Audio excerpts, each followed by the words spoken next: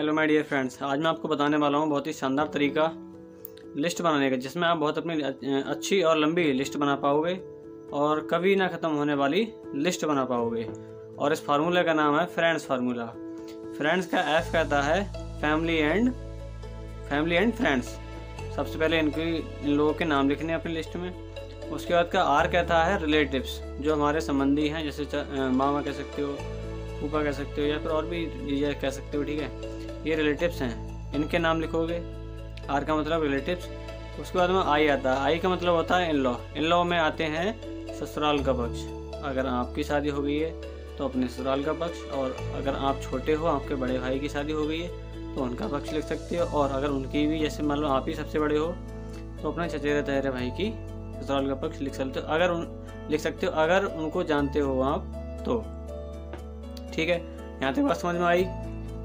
ई का मतलब होता है इंजीनियर एंड टेक्निकल पर्सन। मैं मान लो जैसे आपके घर में कोई, जैसे बिजली ठीक करने वाला है, या फिर मान लो एसी ठीक करने वाला है, या फिर मान लो कोई अपने घर में जो पेंटर लोग आते हैं, ठीक है, तो ये प्लम्बर आते हैं, ठीक है, इन लोगों के नाम लिख सकते हो, टेक्निकल लोगों के नाम। ई फॉर मतलब इंजीनियर एंड टेक्निकल पर्सन। उसके बाद में आता है एन। एन का मतलब होता है नीबर्स। नीबर्स का मतलब होता है आस पड़ोस के लोग। हर किसी के आस पड़ोस में 4-6 लोग होते हैं, उनके लिख सकते हो। उसके बाद में आता है डी। डी कहता है ड्रीमर्स, डॉक्टर एंड ड्रीमर्स। ठीक है, इन लोगों के नाम लिख सकते हो। जैसे मान लो जिसके पास आपकी फैमिली की दवा आती है, या आप दवा लेने जाते हो, उन लोगों के नाम लिख सकते हो। बाकी जिन लोगों के अंदर कुछ फायर है, कुछ करना चाहते हैं लाइफ में बेहतर, जिन्हें तुम आप जानते हो, जो ड्रीमर्स हैं, उन लोगों के नाम लिख सकते हो। एस कहता है स्ट्रेंजर। स्ट्रेंजर अनजान लोग होते हैं। इन लोगों से यारी दोस्ती बनाते रहना है आपको, नए नए लोगों से। कभी गाड़ी पे अगर किसी को लिफ्ट दे रहे हैं तो उसके हालचाल के द्वारा मैं बता दूंगा एक वीडियो में कि स्ट्रेंजर से कैसे बात करते हैं। फिर छोटा सा शॉर्ट में बता दे रहा हूँ इसमें। जैसे मान लो किसी को अगर गाड़ी पे लिफ्ट आपने दी तो उसका नंबर आपके पास आ जाना चाहिए। नाम वगैरह पूछो उससे, बातचीत करके, ठीक है, कहाँ रहते हो, क्या करते हो, ऐसी बातचीत करते करते अगर निकलोगे, अगर किसी को लिफ्ट दोगे, तो मैं उम्मीद करता हूँ कि वो आपको नंबर 100% दे देगा। मैं तो ये फार्मूला अपनाता हूँ, वही मेरी गाड़ी पे जो बैठा उसका नंबर मेरे पास आएगा ही आएगा। उसके बाद में ये लिस्ट बन जाती है। लिस्ट बन जाने के बाद में इसको 3 कैटेगरी में आपको डिवाइड करना है।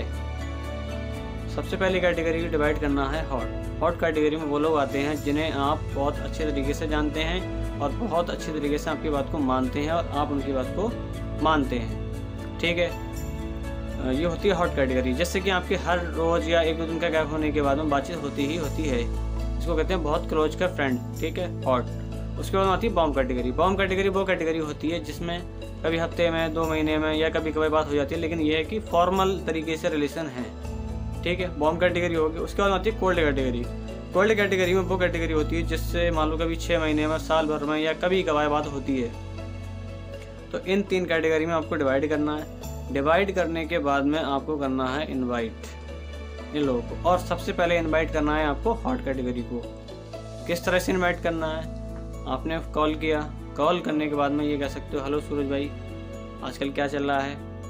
अभी आज का हालचाल दौर पूछ लिया उनसे, ठीक है, कि कैसा माहौल है उनका आजकल, पढ़ाई लिखाई कैसे चल रही है, काम धंधा कैसा चल रहा है, इसके बारे में नॉर्मली जनरली पूछ लिया। पूछने के बाद में आप उनसे कह सकते हो कि आप आज जो भी काम कर रहे हो, क्या इसके साथ साथ में 2 से 4 हज़ार रुपये हफ्ते कमाना चाहते हो?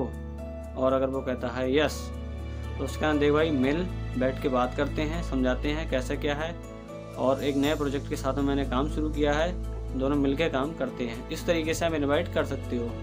ये मैंने शॉर्ट फॉर्मूला बता दिया इनवाइट करने का। बाकी आप पर्सन टू पर्सन ये चेंज भी होता है। मान लो कि अपर प्रोफाइल का है तो उससे अलग तरीके से बात करते हैं, कोई डॉक्टर प्रोफाइल का अलग बात करते हैं, और अगर कोई पेशेंट है तो उससे अलग लेवल पे बात करते हैं। मान लो कोई बड़ा व्यक्ति, कोई बुजुर्ग व्यक्ति है और उसको आप इन्वाइट कर रहे हो और वो बीमार है या कोई दिक्कत है, तो उसको हेल्थ से रिलेटेड में बात कर सकते हो कि आपके अगर इस प्रॉब्लम का सोल्यूशन हो जाए तो कैसा रहेगा, तो वो कहेंगे बेटर रहेगा। तो इस तरीके से आप इन्वाइट कर सकते हो। बाकी मैं आपको आगे बताता रहूँगा कैसे क्या करना है। बाकी यही सेम काम अपनी टीम में आप कराओ, खुद करो,